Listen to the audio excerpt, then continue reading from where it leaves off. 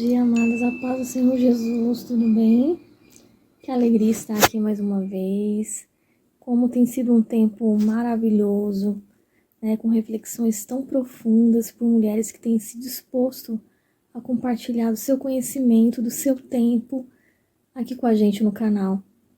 Eu louvo a Deus pela vida das minhas convidadas que têm dito sim para esses convites e têm preenchido esse canal e têm florescido. Algumas tem sido a primeira vez e eu fico muito feliz e muito orgulhosa. Hoje a nossa reflexão se encontra no livro, no Evangelho de Lucas, no capítulo 10. O primeiro tópico começa falando quando Jesus envia os 72 discípulos para a missão, né?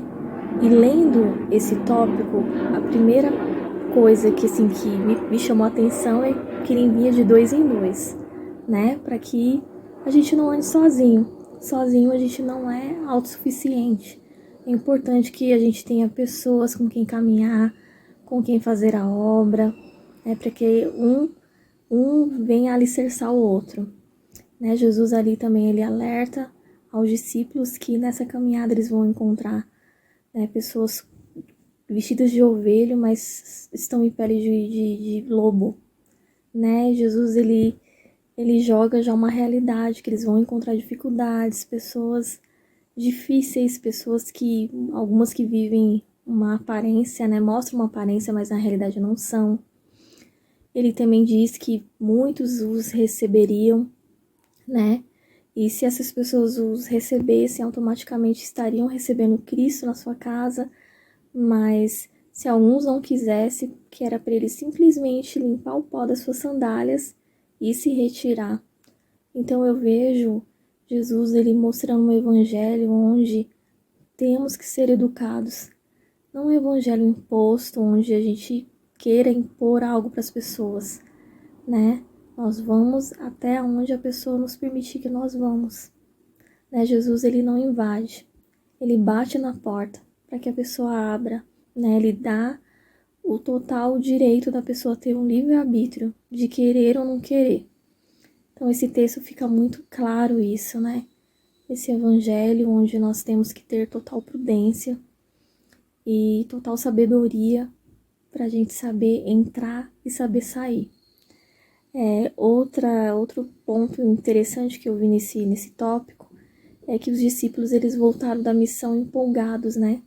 Porque eles expulsaram muitos demônios, eles realizaram muitos milagres e Jesus deixou bem claro para eles que era para eles se alegrar, não por esses sinais, mas sim pelo nome deles, né? Está escrito no livro da vida. Sabe, o ministério, ele não pode mexer com o nosso ego, porque o poder não está em nós mesmos. Nós não realizamos essas obras por nosso próprio mérito, mas sim pela autoridade que foi derramada através de Cristo. Ele que realiza a obra. Nós somos simplesmente mordomos. No outro tópico, vai falar sobre a oração de gratidão de Jesus a Deus, ao Pai, né? Porque ali Jesus, ele reconhece que muitas coisas foram reveladas, né? Muitas pessoas buscavam esse entendimento, essa revelação e não conseguiam. E ele orava porque eles eram privilegiados de ter a revelação ali do reino, do evangelho. E isso se aplica hoje. Nós temos chaves, tantas revelações dos céus que o mundo não tem. O mundo não tem o que a gente tem. O mundo entra em total colapso e desespero diante da adversidade. E nós entendemos que a nossa confiança está no Senhor. Nós temos para onde recorrer no momento difícil. E o mundo não tem o que a gente tem. O mundo não tem a esperança que a gente tem, né? Da promessa de que Jesus vai voltar e que toda essa guerra, todas as dores irão cessar, né? Ele disse que ele iria para um lugar e iria preparar um lugar para nós. Nós temos essa esperança, tantas revelações do reino que o mundo não tem, né? O outro tópico vai falar qual que é o maior mandamento. Aí Jesus vai responder que amar a Deus acima de todas as coisas e o próximo como a nós mesmos, né? É a cruz, né? É o vertical com o horizontal. Quando a gente amar a Deus acima de todas as coisas, automaticamente os nossos relacionamentos que se encontram na horizontal, eles vão ser curados, eles vão ser bem-sucedidos. Amar a Deus acima de todas as coisas é o segredo para a gente se dar bem em todas as áreas, ser pessoas melhores. O outro tópico vai falar sobre a parábola do bom samaritano. Eu gosto muito, né? Ali um homem foi assaltado, passando por um caminho, e ele foi muito ferido ali pelos salteadores, foi jogado ali na beira do caminho e praticamente dado como morto. Naquele caminho passou o levita e o sacerdote, e eles não fizeram nada.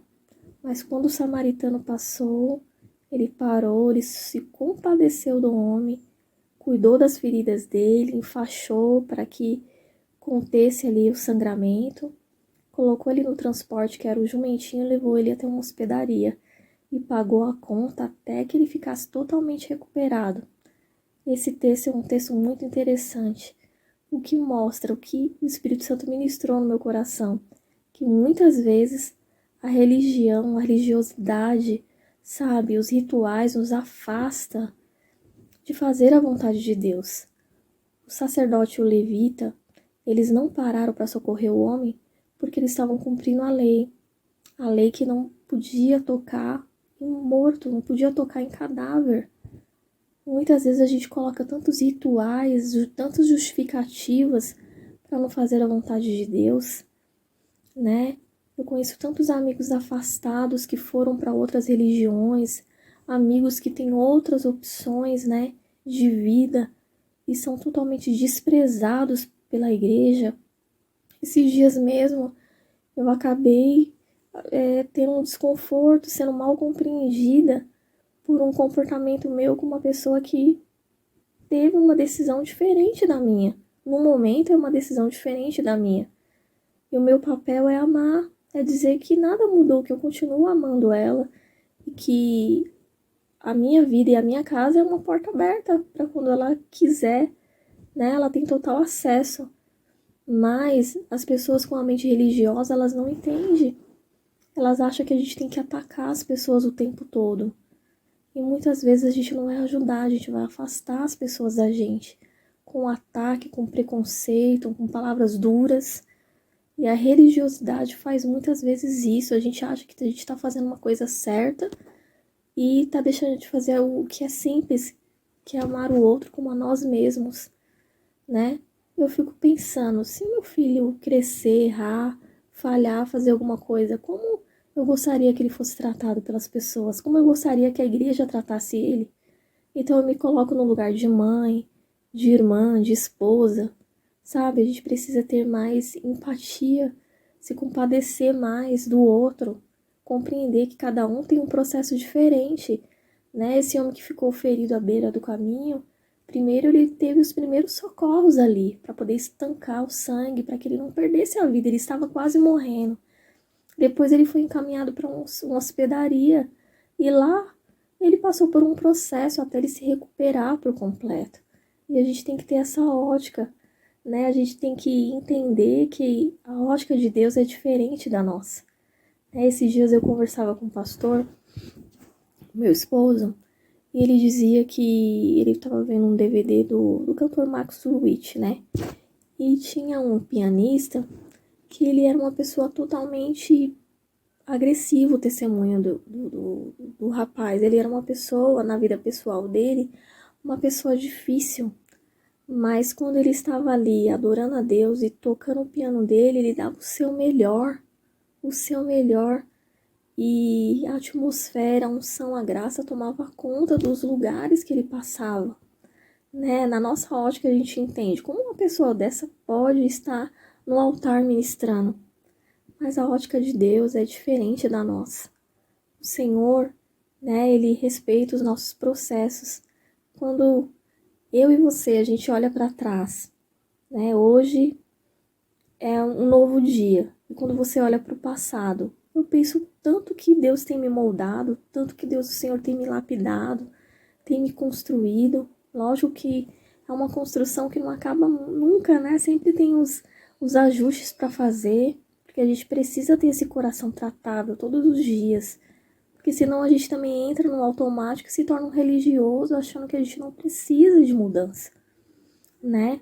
Mas a gente está em constante mudança todos os dias e a gente precisa ter o coração tratável, né? Que o nosso coração venha a ser moldado, venha a ser cheio de compaixão, para que a gente não deixe a religiosidade falar mais alto do que aquilo que a gente precisa fazer, né? Aqui nos evangelhos a gente vê tantos episódios dos fariseus, né, falando, questionando Jesus acerca de curar em determinado dia, no sábado, se poderia curar no sábado ou não, né? E o coração de Jesus estava voltado em fazer o bem, né? Fazer a obra, fazer a vontade do Pai, sabe? Os rituais, ele deixou de lado, ele colocou o amor acima dos rituais, sabe? Amar o próximo, amar a Deus, amar o próximo, é a cruz, né? Vertical e horizontal. O último tópico vai falar de Marta e Maria, né? Tão conhecido esse texto, né? Marta estava tão ocupada com os afazeres, ela ficou irritada ali quando Maria se assentou aos pés de Jesus para aproveitar um tempo com ele. E ela questionou: Jesus, você não se incomoda de ver ela aí sentada e eu tô aqui fazendo tudo sozinha? E ele falou assim: filha, ela escolheu a melhor parte. A gente precisa manter esse equilíbrio na nossa vida, né? Manter a disciplina. Hoje eu falava com alguém sobre disciplina. A disciplina vai nos moldar, sabe? Às vezes a agenda tá tão apertada, são tantos afazeres, tantos compromissos, mas a gente precisa passar um tempo com ele, porque é nesse lugar que a gente é reabastecida, que a gente é tocada, que a gente é fortalecido todos os dias. E é essa reflexão que eu quero dividir com vocês hoje de uma forma simples, da forma que eu consegui compreender. E até a próxima. Até a próxima. Deus abençoe vocês com essa palavra. Decidam ficar com a melhor parte aos pés de Jesus. Separe um tempo para Ele. Beijos no coração.